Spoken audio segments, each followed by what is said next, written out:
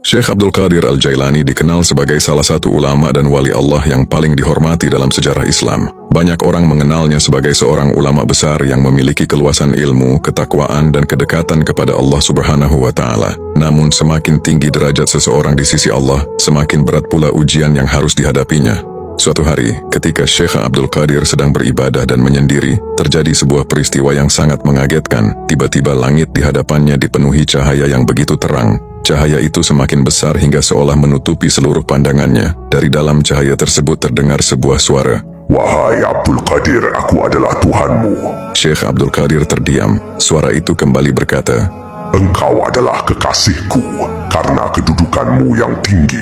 Mulai hari ini aku meringankan syariat untukmu. Apa yang dahulu aku haramkan, kini aku halalkan bagimu. Bagi kebanyakan orang mungkin ucapan itu terdengar menakjubkan, namun tidak bagi Syekh Abdul Qadir Al-Jailani. Beliau langsung memahami ada sesuatu yang tidak beres. Dengan tegas beliau berkata, Wahai makhluk terlaknat, pergilah dari hadapanku. Seketika cahaya yang memenuhi langit itu padam, sedikit demi sedikit menghilang hingga tidak tersisa apapun. Ternyata itu bukanlah cahaya dari Allah, itu adalah tipu daya setan.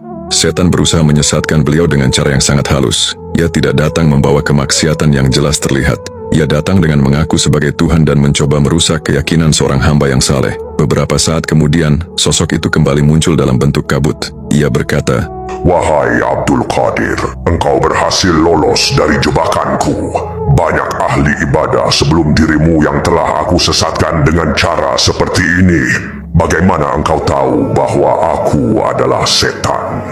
Syekh Abdul Qadir menjawab dengan tenang, Aku mengetahuinya dari perkataanmu sendiri. Ketika engkau mengatakan bahwa yang haram kini menjadi halal bagiku, saat itulah aku yakin engkau adalah setan. Sebab syariat Allah tidak akan dihapus hanya karena kedudukan seseorang. Jika ada manusia yang dibebaskan dari syariat, tentu para nabi lebih berhak mendapatkannya, dan itu mustahil terjadi.